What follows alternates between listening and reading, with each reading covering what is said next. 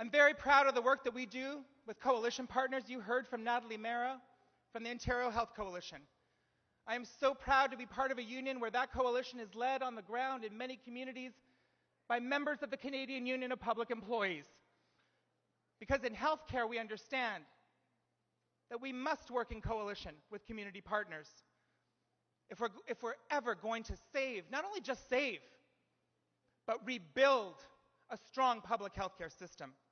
We work in coalition in social services with the Ontario Coalition for Better Childcare, with the Ontario Coalition for Social Justice.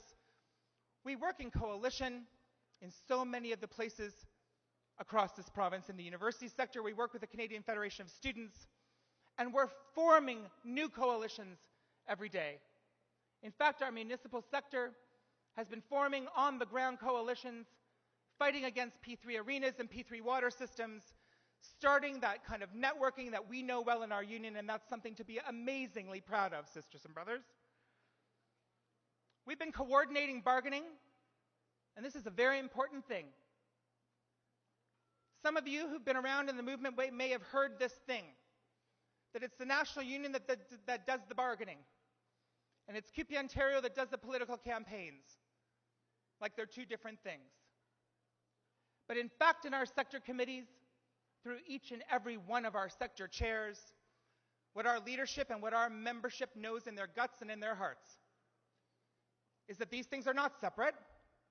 The political campaigns on the ground help to support bargaining. How do you think it is that we pressured the Liberal government to end up at a table with the government sitting there and the employers sitting there in a central process for school boards? Let me tell you what happened there, sisters and brothers. Our school board locals donated money. We put on a campaign, funded in part by the National Union. We did work like never before, media conferences, calling attention to the funding formula, almost strikes and strikes in a variety of different areas, always pointed at the provincial government and the funding formula, and finally they said, okay, enough's enough.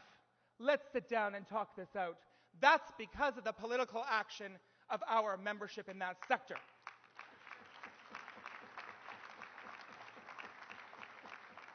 In Associations for Community Living, the sector that I come from, you know, when I became the Secretary-Treasurer, after almost 15 years in the workplace, I had just, with my last wage increase, crested $35,000 a year. The coordinated bargaining efforts of that sector, linked always to campaigns and lobbying and pressure on politicians, saw the largest single infusion of money into that one part of social services of $200 million.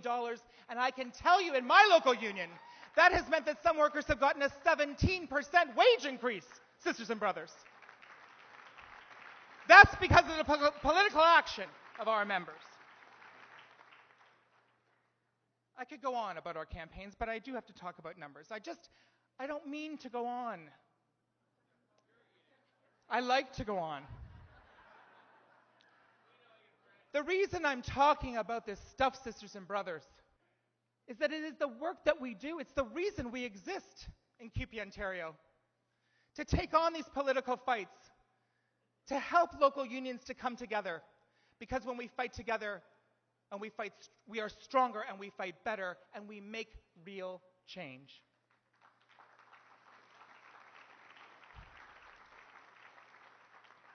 And every last one of those fights costs money. You know, I got to tell you, I have come to believe in the last 2 years that the weirdest job in the labor movement is to be a treasurer. All the treasurers in the house say yay? Y'all know. Because let me tell you, we are a workers' organization. We are supposed to be concerned about what works for workers. And we are not supposed to worry. Money is not supposed to be a barrier to us. We are supposed to do what workers need us to do to be successful in their workplaces for social justice and for fairness that they deserve. But as the Secretary-Treasurer, I am accountable and responsible to you for our collective finances. And I want to say, sisters and brothers, for those of you who might have missed this, we live in this system called capitalism. Now, I might sound like a radical to some of you, but it's just the plain old truth. And what capitalism teaches us, what we hear every day from the corporate sector, from the bankers, from the investment folks, is that money is more important than people. And I will tell you, sisters and brothers, that as your treasurer, what I know is that people matters. People matters more than money.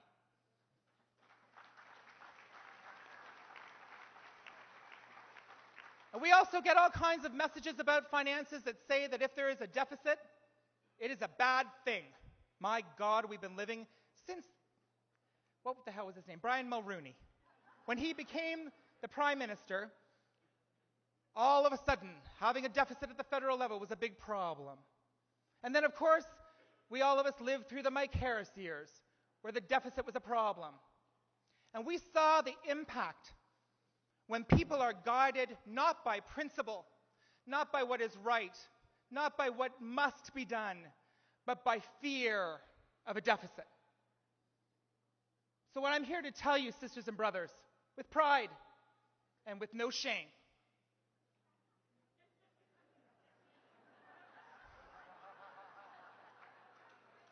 with no shame, is that we have a deficit this year. And it should come as no surprise to any of you in this hall that have worked on the literally dozens of campaigns, that have fought day and night, that have helped us to be on the front pages of newspapers, putting the Liberals on their back heels. It should come as no surprise to you, with the breadth of campaigns that we have, that we would have a small and tiny deficit. And I say small and tiny in a very realistic way, sisters and brothers, because our overall expenditures this year were over $4,300,000 on behalf of the campaigns and work for the members of this union in this province. And our deficit is 5.7% of that, a mere $248,000. And I know that sounds like a lot of money, and sisters and brothers, to you and I it is. And I am not trying to make light of the fact that we are in a deficit, but I am trying very hard to tell you what I know in my heart, that every last dollar we spent in this province over this last 12 months, strongly supported by our national union and the affiliates of CUPE Ontario, every last dollar